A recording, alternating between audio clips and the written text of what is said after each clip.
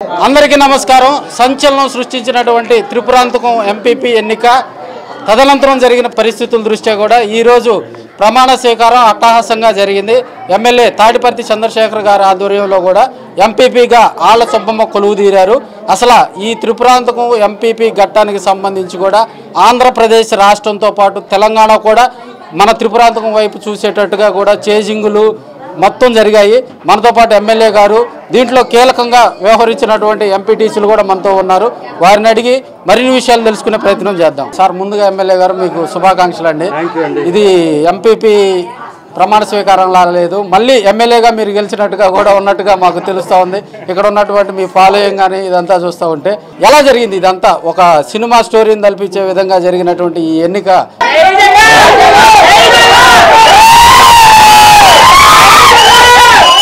ఇదే అభిమానం గెలిపించింది.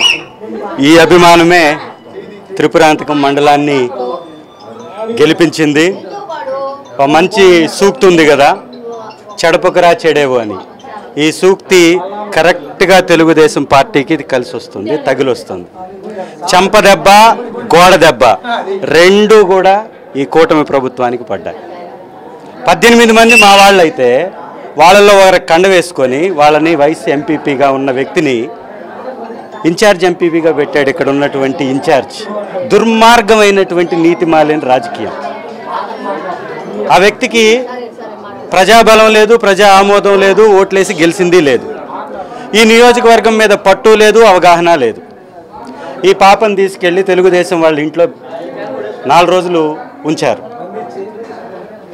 అంటే ఒక తప్పుడు విధానం. ఒక ఆడబిడ్డను తీసుకెళ్ళి అట్లా వేరే వాళ్ళ గృహంలో ఉంచొచ్చా?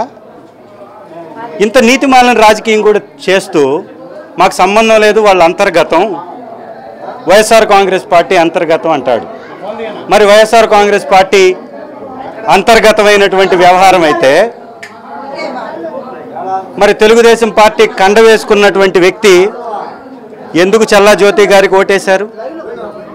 తెలుగుదేశం కొల్యూషన్ లేకపోతే, తెలుగుదేశం పార్టీ దీని వెనక తెర వెనక ఉండి నడిపించకపోతే, ఈ ఇన్ఛార్జి తెర వెనక ఉండి ఈ భాగవతం అంతా నిర్వహించకపోతే, మరి తెలుగుదేశం కండ వేసుకున్నటువంటి ఎంపీటీసీ రిప్కా గారు చల్లా జ్యోతి అనేటటువంటి ఎంపీపీగా నిలబడ్డటువంటి అభ్యర్థికి ఎందుకు ఓటేసింది? మరి వాళ్లతో పాటే కలిసి వచ్చిన ఫోటోలు దిగినటువంటి బయట వైరల్ అయ్యాయి కదా. మరి పోలీస్ వారు ఎస్సీ ఎస్టీ మరియు అటెంప్ట్ టు మర్డర్ జరగకుండానే జరిగిందని ప్రభుత్వం కానీ దీనిలో ప్రోత్సాహం లేకపోతే, ప్రభుత్వం యొక్క పాత్ర లేకపోతే పెడతారా? ఇవాళ ఇంతమంది వస్తే ఎలాంటి పరిస్థితి ఉందో చూడండి. ఈ రాష్ట్రంలో వైఎస్ఆర్ కాంగ్రెస్ పార్టీ ఉంది అని చెప్పటానికి, వైఎస్ఆర్ కాంగ్రెస్ పార్టీ బలమైన శక్తి అని చెప్పటానికి, వైఎస్ఆర్ కాంగ్రెస్ పార్టీని తెలుగుదేశం పార్టీ ఏమీ చెయ్యలేదు అని చెప్పడానికి ఇది ఒక ఉదాహరణ. ఈ నియోజకవర్గంలో జరిగినటువంటి 3 ఎలక్షన్స్, ఒక వైస్ ఎంపీపీ పుల్లల చెరువు, ఒక కో ఆప్షన్ ఎర్రగొండపాలెం, ఒక త్రిపురాంతకం, ఈ 3 కూడా చిత్తుగా ఓడగొట్టాం తెలుగుదేశం పార్టీ నిలబెట్టినటువంటి వారిని. ఇది వాళ్ళ స్థాయి. ఇక్కడ ఈ త్రిపురాంతకం వైపున ఈ రాష్ట్రం మొత్తం చూసింది అంటే వీరిపైన చేసినటువంటి దాడి. ఇక్కడ కృష్ణ గారు ఉన్నారు, కృష్ణ గారు కూడా కీలక పాత్ర పోషించారు. వారిని ఇంట్లో నుంచి రాకుండా దాదాపు 50 మంది తెలుగుదేశం నాయకులు వచ్చి ఇంటి బయట కూర్చున్నారు. మళ్ళీ పోలీసు వారి సహకారంతో వారిని బయటకు తీసుకొచ్చి ఓటేయించినటువంటి పరిస్థితి. ఈ బిడ్డల సంగతి అయితే అందరూ చూశారు. రాష్ట్ర వ్యాప్తంగా నేను పరిచయం చేయాల్సినటువంటి అవసరం లేదు. వారికి ఆ ప్రేమ ఉంది కాబట్టి, వైఎస్ఆర్ కాంగ్రెస్ పార్టీ అంటే ఆ ప్రేమ ఉంది కాబట్టి ఆ విధంగా వారు ఓటు వేశారు.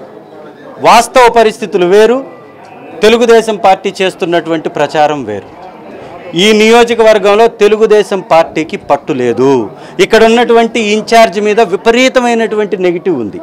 ఈ ఇన్ఛార్జ్ యొక్క పనేందయా అంటే దోచుకోవటం, దాచుకోవటం, వారికి సహకరించేటటువంటి వారితోటి పంచుకోవటం. ఇది తప్ప ఇంకొకటి లేనే లేదు. ఒక్క మంచి పని చేశాడంటే చేయలా. వెలుగొండ ప్రాజెక్టు గురించి గతంలో ఇన్ఛార్జిగా ఉన్నప్పుడు పోరాటం చేశాడంటే చెయ్యలా. ఏదన్నా రోడ్డు గురించి పోరాటం చేశాడంటే చెయ్యలా. ఇప్పుడు అధికారంలో ఉన్నప్పుడు ఏమైనా చేస్తాడా అంటే ఏమీ చేయడు. ఇదే రాజకీయం.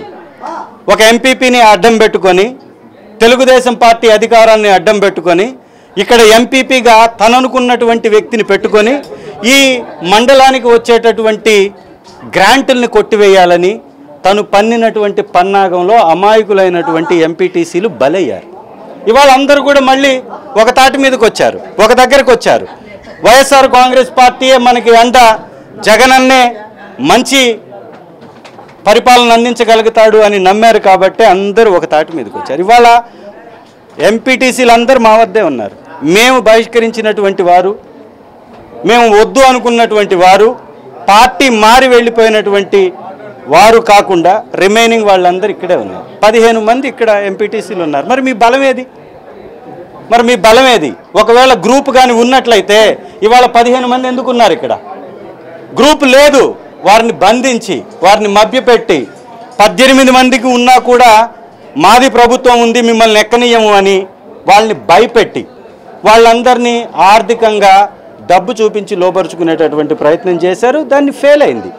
వారు వేసినటువంటి పన్నానగంలో వారే పడ్డారు. వారు ఎంచుకున్నటువంటి తప్పుడు మార్గంలో వారే శిక్షను అనుభవిస్తున్నారు.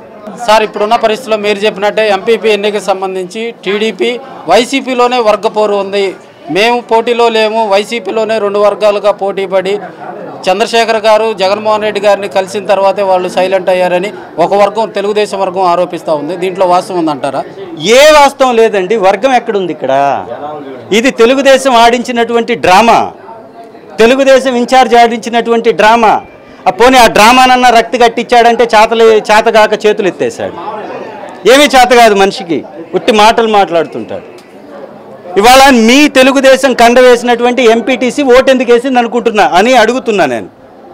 మీరు అడిగేదే నిజమైతే తెలుగుదేశంలోకి ఒక ఎంపీటీసీని తీసుకొని కండ వేశారు కదా, ఆ ఎంపీటీసీ తెలుగుదేశానికి ఓటు వేయాలా, లేకపోతే మా వర్గంలో ఉన్నటువంటి వారికి వేయాలా? వారు ఓటు వేశారు అంటే వారే ఈ యొక్క మొత్తం డ్రామాని రక్తి కట్టించేటటువంటి ప్రయత్నం చేశారనేది స్పష్టం. వైఎస్ఆర్ కాంగ్రెస్ పార్టీలో వర్గాలు లేవు. ఇక్కడ ఉన్నది ఒకే ఒక వర్గం, జగనన్న వర్గం. జగనన్న అంటే ప్రాణం ఇస్తారు, గుండెల్లో పెట్టుకుంటాం. ఇలాగా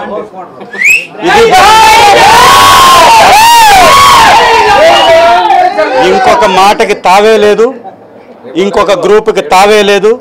ఉన్నదంతా ఒకే పార్టీ, ఒకే వర్గం, జగనన్న వర్గం.